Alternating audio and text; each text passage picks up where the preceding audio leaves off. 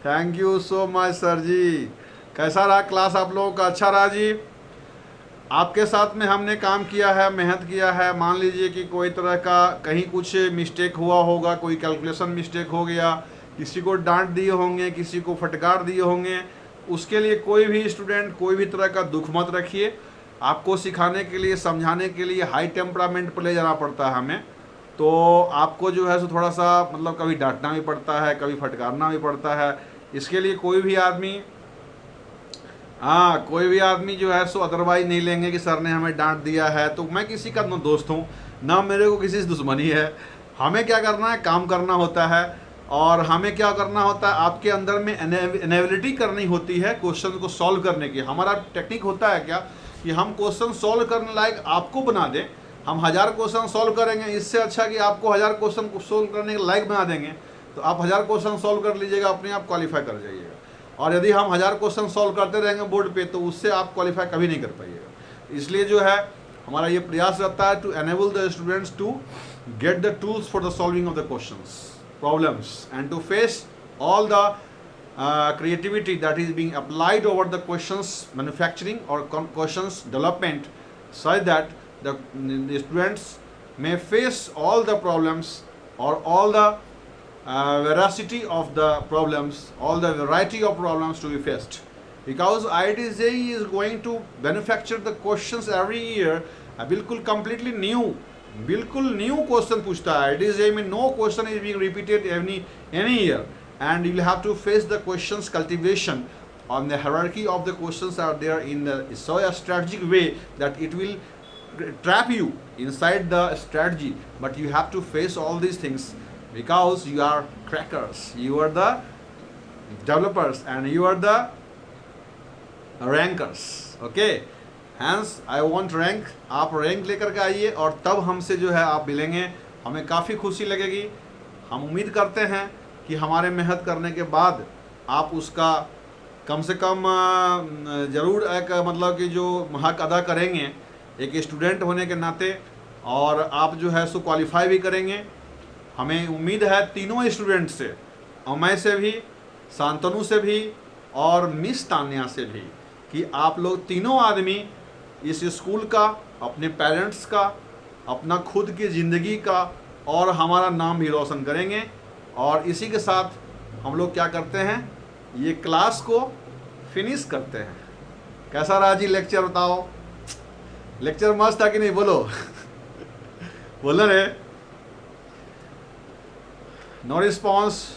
दुआओं में याद रखना, बाय। दुआओं में याद रखना, अच्छा ठीक है। दुआओं में हमें तो हमारी दुआ की ज़रूरत तुम्हें ना पड़े, हम यही दुआ करते हैं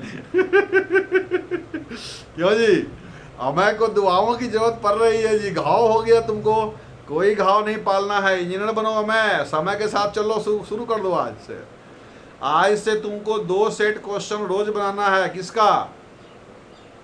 वो एनटीए वाला गाइड जो है ना, प्रीवियस क्वेश्चन बैंक जो है आपका, प्रीवियस क्वेश्चन बैंक जो आपका है, उसमें से जो है ना आप 2 सेट 3 सेट रोज बनाओ।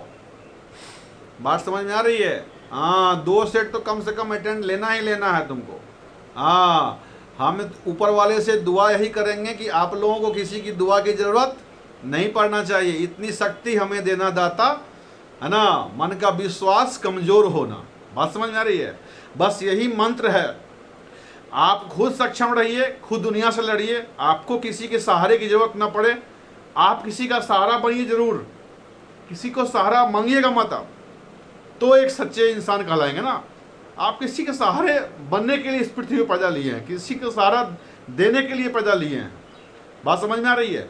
आपके अंदर में जो क्षमता है, उस क्षमता का इस्तेमाल करेंगे आप दुनिया को आगे बढ़ाने के लिए, अच्छा करने के लिए। आप किसी से उम्मीद मत कीजिएगा कि वो हमें कुछ मदद कर देगा। वो कमज़ोर इंसान करता है, सशक्त नहीं। और हमें कमज़ोर इंसान नहीं हो सकता, एक सशक्त इंसान है। बात समझ में आ रही है? तानिया कोई कमज़ोर इंसान नहीं है, वो सशक्त इंसान है। वो दूसरे को सहारा देने के लिए पैदा लिया है, किसी से सहारा लेने के लिए पैदा नहीं लिया है।